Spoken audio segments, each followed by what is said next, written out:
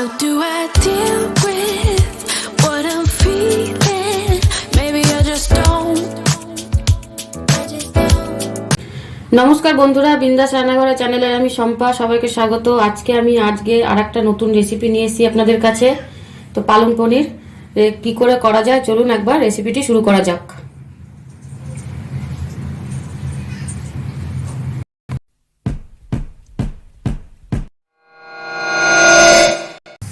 এখানে আমি পালং শাক নিয়ে নিয়েছি। পালং শাকটাকে আমি পরিষ্কার করে ধুয়ে নিয়েছি আর এদিকে জল বসিয়ে দিয়েছি কড়াইতে। পালং শাকটা আমি প্রথমে ভাপিয়ে নেব।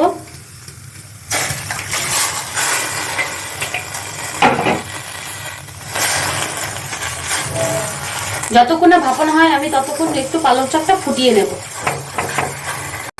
পালং শাকটা ফুটে গেছে বা ভাপানো হয়ে গেছে, আমি 2 থেকে 3 মিনিট ভাপিয়ে নিয়েছি। তো এখন আমি এখানে বরফ নিয়ে নিয়েছি, বরফের মধ্যে এখন আমি ঠান্ডা জল দিয়ে দেব। বরফের মধ্যে জল দিয়ে দিয়েছি, এখন আমি ভাপানো পালং শাকগুলোকে এর মধ্যে উঠিয়ে রেখে দেবো। পালং শাকটাকে আমি ঠান্ডা জলের মধ্যে রেখে দেবো, কারণ ঠান্ডা জলের মধ্যে বরফ জলের মধ্যে রেখে দিলে কালারটা ভালো আসবে।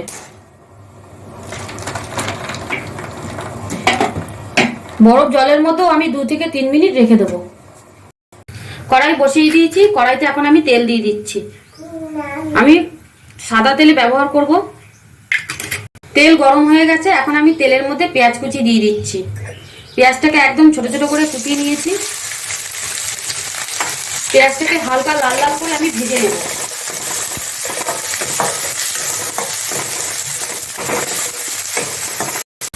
পেঁয়াজটা হালকা লাল করে ভাজা হয়ে গেছে, আমি একবার দেখিয়ে দিচ্ছি। এখন আমি পেঁয়াজ ভাজার মধ্যে একে একে উপকরণগুলোকে দিয়ে দেবো। এখানে আমি রসুন বেটে নিয়েছি, রসুন বাটা দিয়ে দিচ্ছি। নিয়েছি আদা বাটা,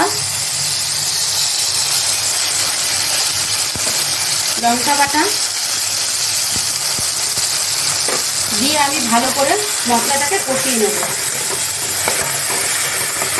এবার আমি দিয়ে দেবো 1 চামচ জিরে গুঁড়ো, 1 চামচ ধনের গুঁড়ো, কাশ্মীরি লঙ্কা দিয়ে দেবো 1 চামচ, হলুদ গুঁড়ো দিয়ে দেবো 1 চামচ। সব মশলা ধোয়া হয়ে গেছে, এখন আমি মশলাগুলোকে ধোয়া হয়ে গিয়ে কষিয়ে নেব ভালো করে। অল্প জল দিয়ে দেবো। এবারে আমি এখানে টমেটো কেটে নিয়েছি, টমেটো কাটা দিয়ে দেবো।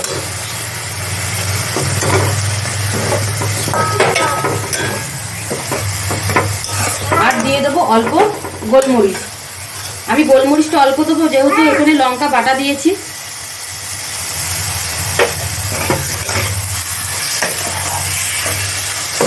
পাঁচ মিনিট মশলাটাকে আমি কষিয়ে নেব। পালং শাকটাকে আমি এখন ঠান্ডা জলের থেকে উঠিয়ে নিচ্ছি, উঠিয়ে আমি এখন মিক্সিতে পেস্ট করে নেব। মশলাটা ভালো করে কষানো হয়ে গেছে, এখন আমি এখানে টক দই নিয়ে নিয়েছি, টক দই দিয়ে দিচ্ছি। টক দই আমি বেশি নিইনি, 2 চামচের মতো টক দইটা নিয়েছি। টক দই দিয়ে আর একটু ভালো করে নাড়িয়ে নেব।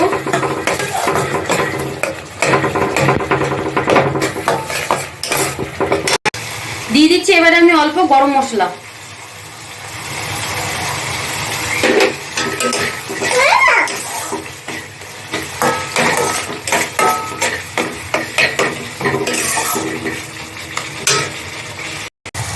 টক দই দিয়ে গরম মশলা দিয়ে মশলাটাকে কষানো হয়ে গেছে। এখন আমি এখানে পালং শাকটাকে যে ঠান্ডা জল থেকে উঠিয়ে আমি পেস্ট করে নিয়েছি, আবার দেখিয়ে দিচ্ছি কালারটা কত সুন্দর এসছে, একদম পুরো গ্রিন কালার চলে এসছে।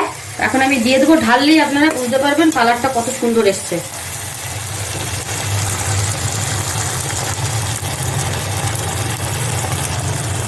পালং শাকটা দেওয়া হয়ে গেছে, এখন আমি আরো পালং শাকটাকে 2 মিনিট মশলার সাথে কষিয়ে নেব।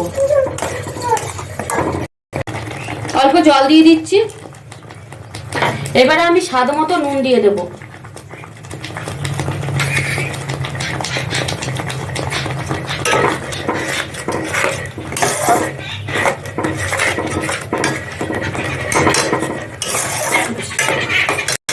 পালং শাকটা দিয়ে ফোটানো হয়ে গেছে, আমি এখানে স্বাদ মতন চিনি দিয়ে দেবো।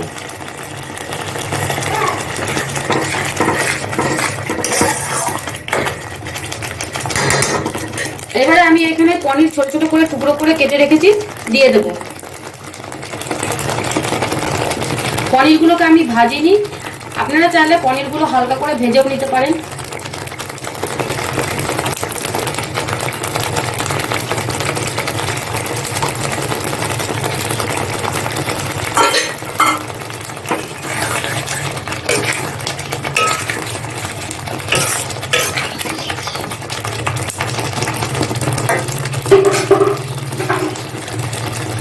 পনির দিয়েও 5 মিনিট ফোটানো হয়ে গেছে। এখন আমি এখানে বাটার অ্যাড করে দিচ্ছি।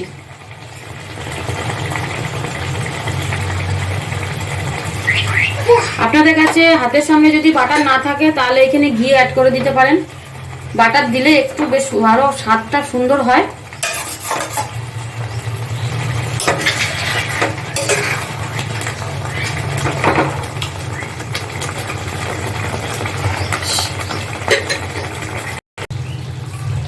এখানে আমি এখন অল্প ক্রিম দিয়ে দেবো।